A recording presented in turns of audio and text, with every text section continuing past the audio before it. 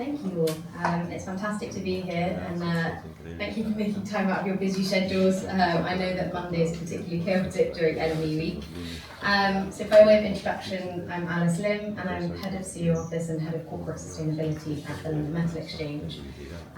So to kick off your LME week, we thought it would be very useful just to give kind of a 10-minute lay of the land in terms of what's going on in the LME market, and also kind of some of the key initiatives that you may hear about over the next week or so whilst you're at a number of different events. As I think with many of the businesses and companies in the room, we've had a particularly busy year. And from the LME side, we've had a number of very exciting developments that I'll talk you through in a second. But I'll also be providing that general LME update in terms of the trading activities that we've had this year.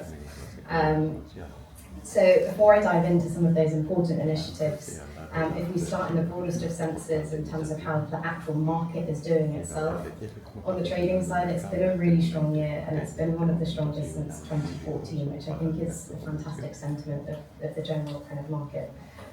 So year on year, our average daily volumes have been up 27% from last year.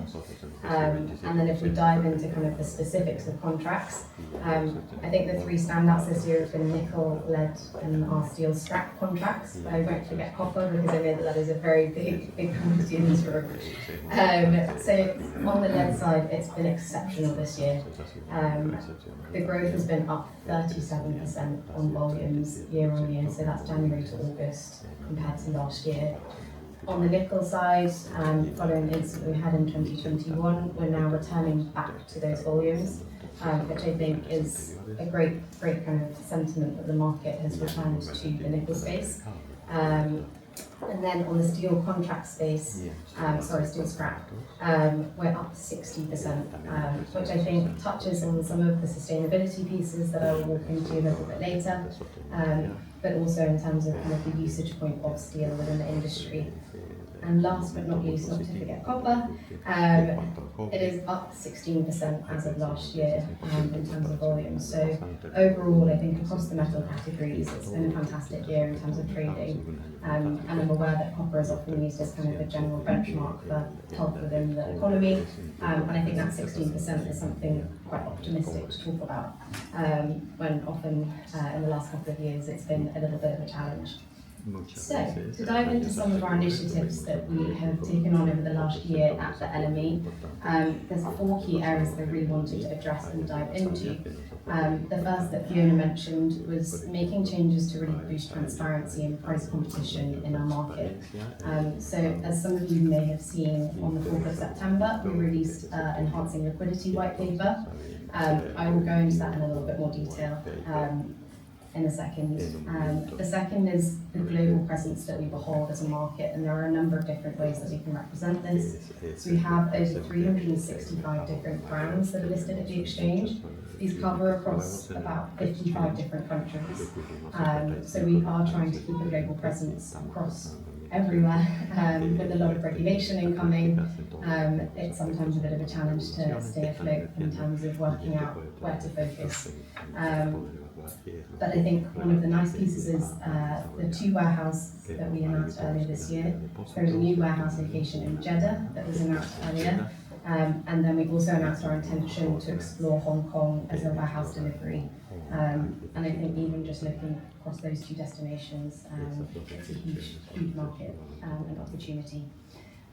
So the third piece was around our continued and strong focus within the technology space. So as many of you will have heard, and it's very much linked into this enhancing liquidity piece, we are developing a new trading platform, LME Select 10, and those two go very hand in hand, and I know a number of people in this room will have been pivotal in either testing the system or helping to kind of get it off the ground.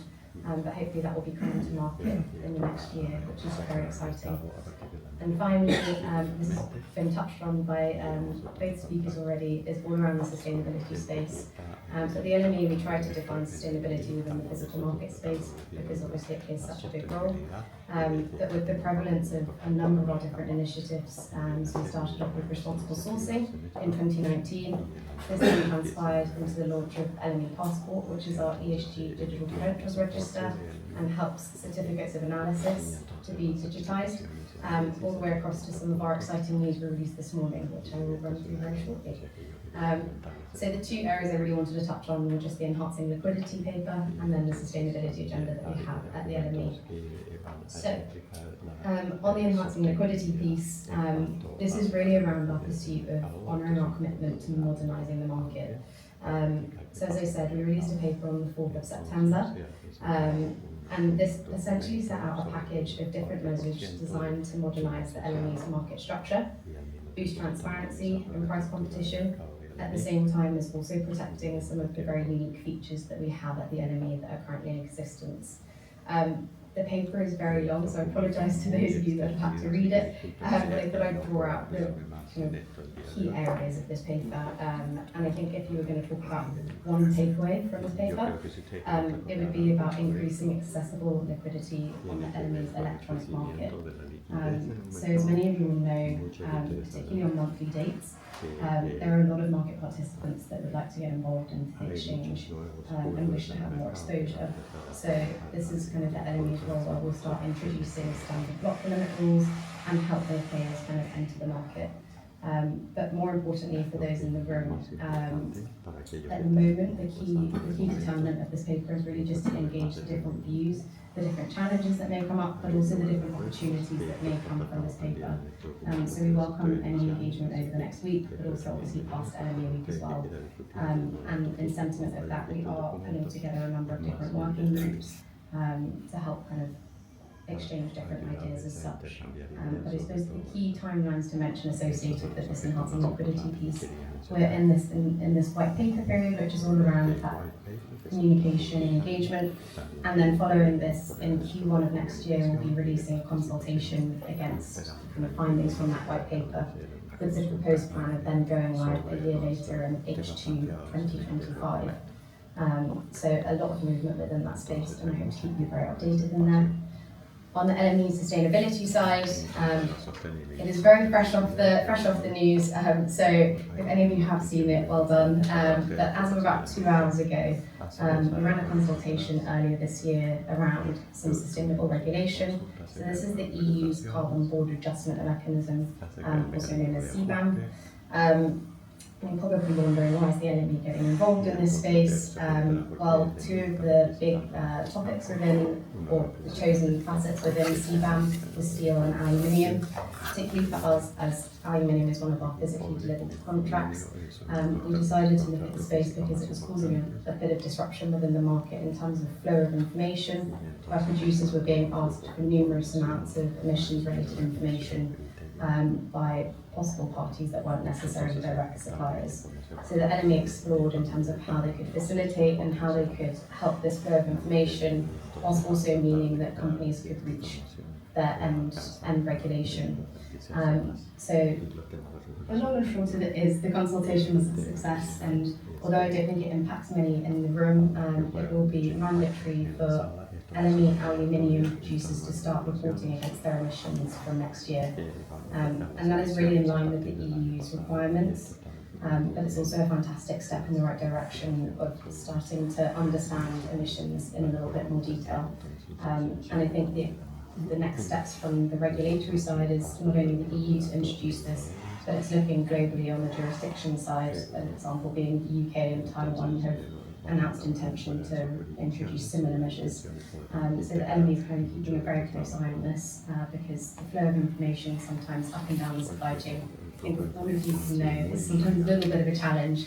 So the LME is stepping in that role to try and help facilitate as much as possible to solve as much disruption, and also as a sustainability professional I'm aware that sometimes the administrative burden can take over. So one of the key roles is limiting that for everyone in the supply chain.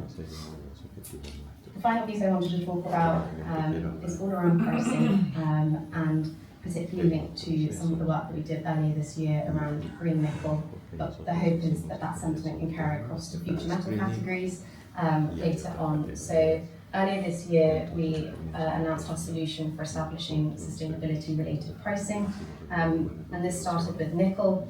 And the LME essentially believes that the kind of most effective way for us to price these differentials different variants and different makeups of different metal beyond kind of the LME brand.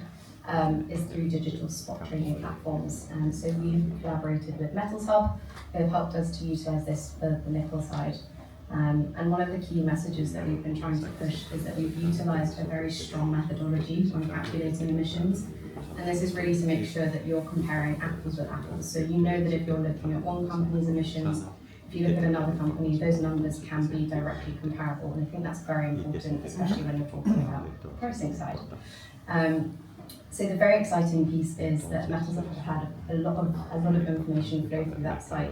There's been just under 300 tonnes of low carbon nickel that has traded through that platform since fruition. And I think that's a really exciting step forward for the sustainability market, because it's been a lot of discussion over the last couple of years in terms of how we can accurately price sustainable metal or different facets of metal groups. So this is kind of hopefully a very strong start for a lot of different metals, where we can start utilising the good methodologies and the work that a lot of producers have done over the last couple of years and translate that into hopefully a price premium for them, or at least a price discovery mechanism for them, so that they can understand. I'm aware there's a lot going on this week, so I will stop there in the interest of time. But I'm very happy to discuss any other facets of the LME, and I hope to catch some of you later at different events. Thank you so much.